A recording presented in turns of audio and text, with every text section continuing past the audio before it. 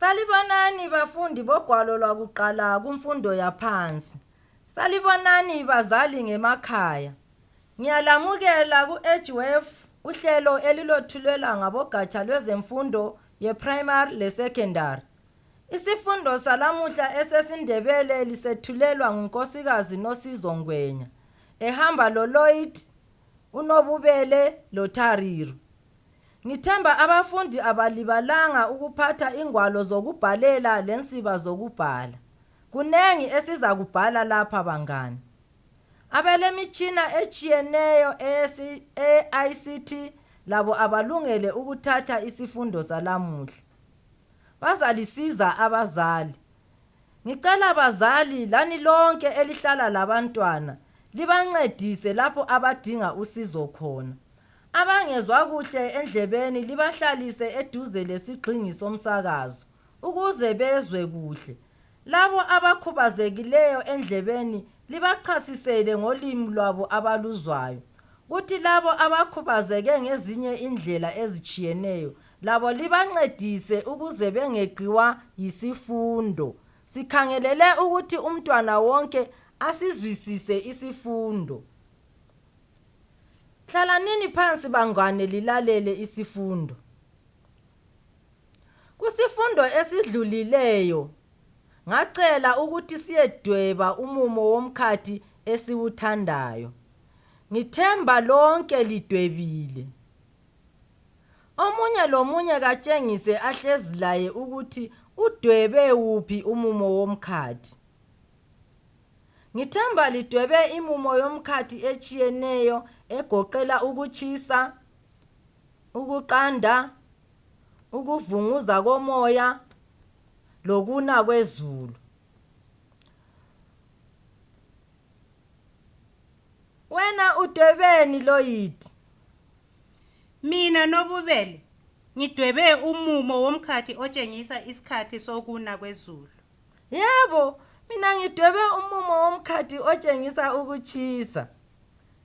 Lenze kahle kakhulu bangani. Sizaqhubeka sifunda ngomumo womkhathi. Lamuhla sizakhangela ukuna kwezulu. Ngikhangelele ukuthi ekupheleni kwesifundo libe selisenelisa okulandelayo. Ukuxoxa ngokuna kwezulu elinengi. Okwesibili, ukuqamba ingozi ezingabangelwa yikuna kwezulu. Okwesithathu, ukuchaza indlela esingazivikela ngazo kungozi ezibangelwa lizulu. Ngithemba lizwisisile bangani. Asilaleleni isifundo. uThariro uzaqala ngokusibalela amabala ethu alamuhla. Sibalele amabala akugwaliba oliphetheyo Thariro. Mina izulu,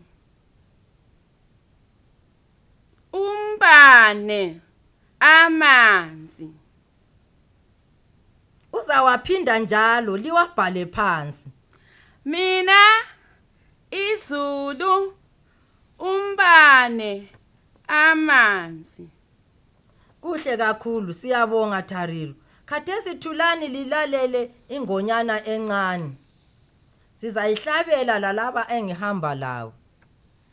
Liduma phi? Kuleziyana indaba, kuleziyana indaba. Liduma phi? Kuleziyana indaba, kuleziyana indaba. Pho lidlile? Sidlile sasutha izisu zabangaka, sidlile sasutha izisu zabangaka.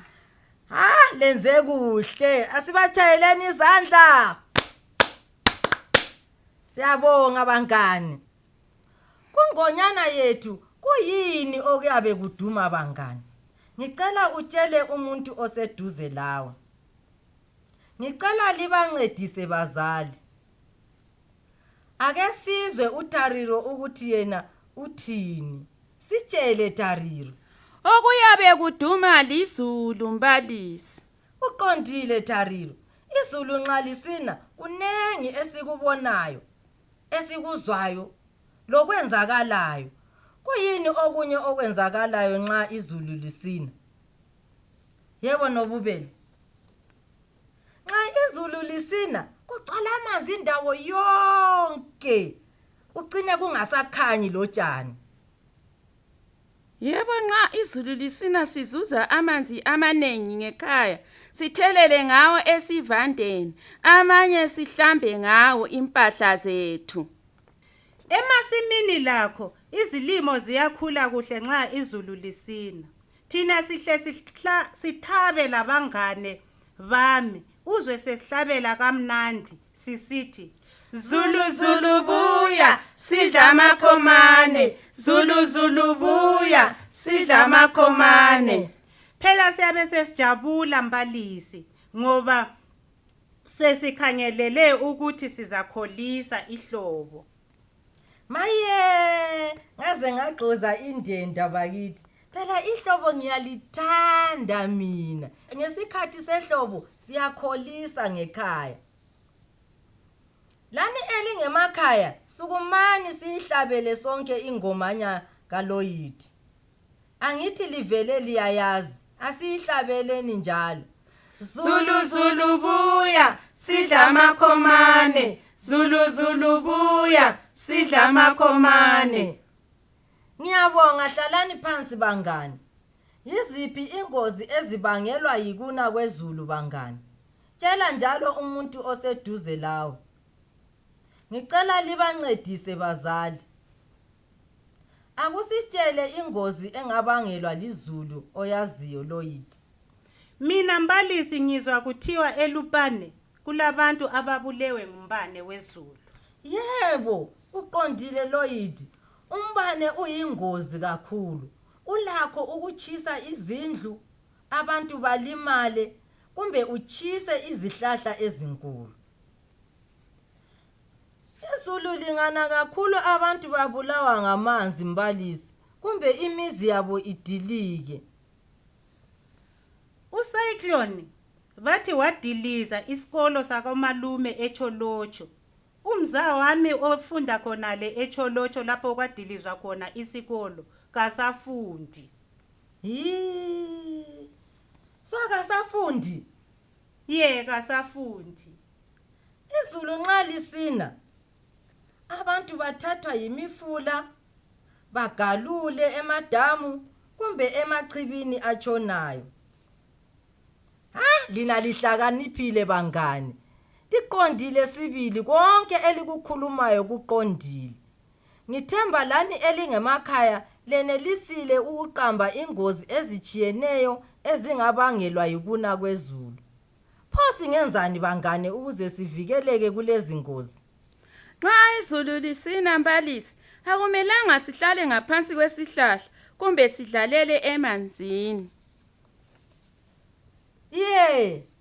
Uqinisile Thariro. Akumelanga sidlalele emanzini amanengi kumbe ezifuleni. Lenze kuhle bangane, liqiniso lokho elikukhulumayo. Asibachayeleni izandla abangani bethu.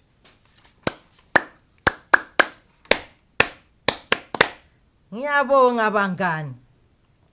Benze kuhle kakhulu abangani bethu. Asibachayeleni izandla. Ngithemba lani elingemakhaya libatshelile elihlala labo ukuthi singavikeleka njani kungozi zezulu. Okunye okumele sikwenze bangani yikuthi singalayithi izinto ezisebenzisa igesi nxa izulu lisina. Khathesi sesizaphendula imibuzo elandelayo. Lilalelisise. Lina elingemakhaya lizatshela elihlezi labo impendulo. Nanku umbuzo wakuqala. Yiwuphi umumo womkhathi esixoxe ngawo lamuhla? Yiwuphi umumo womkhathi esixoxe ngawo lamuhla? Sitshele eyakho impendulo Loyidi. Sixoxe ngokuna kwezulu. Uqondile Loyidi. Nanku njalo umbuzo wesibili. Yiziphi ingozi ezibangelwa yikuna kwezulu? Yikudilika kwezindlu, ukugalula emfuleni, ukuchaywa ngumbane. Yikho kanye bangani. Ngithemba lani elingemakhaya liqambe okunye okungagoqela ukuqhamuka kwemikhuhlane. Pho singenzani ukuzivikela kungozi ezibangelwa lizulu bangani? Tshela njalo umuntu oseduze lawe. Wena uthini nobubele? Akumelanga sidlalise amanzi amanengi. Okungamelanga sikwenze ikuhlala ngaphansi kwezihlahla ngoba izihlahla zilakho ukutshaywa ngumbane. Kumele njalo abantu bakhe izindlu eziqinileyo. Ngiyabona phela abanye abangani sebesesaba khona. Lingazesabi izihlahla. Lapha yisifundo bangani. Izihlahla ziqondile ngoba ziyasipha umthunzi. Lapha yikulimukisa nje okumele sikunanzelele nxa izulu lisina.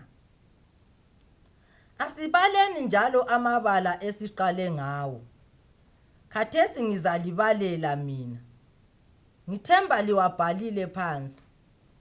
Mina, izulu, umbane, amanzi. Nanku-ke umsebenzi elizasala liwenza bangani. Ngicela libancedise bazali. Ngicela ubumbe imitsho emibili ngamabala alandelayo. Izulu, amanzi. Bumba imitsho emibili ngamabala alandelayo. Izulu, amanzi. Okwesibili, dweba umfanekiso womuntu enethwa lizulu. Dweba umfanekiso womuntu enethwa lizulu. Kusifundo esilandelayo bangani, sizafunda ngokutshisa kwelanga. Ngicela njalo libuye lemifanekiso etshengisa isikhathi sokutshisa. Ngibonge kakhulu bangani bami labazali ngemakhaya. Isifundo sethu salamuhla siphelela lapha. Sizahlangana kusifundo esilandelayo. Olethulele lesi sifundo ngumbalisi wenu wesiNdebele unkosikazi Nosizo Ngwenya, uTariro, uNobubele kanye loLoyidi. Lisale kuhle bangani bethu.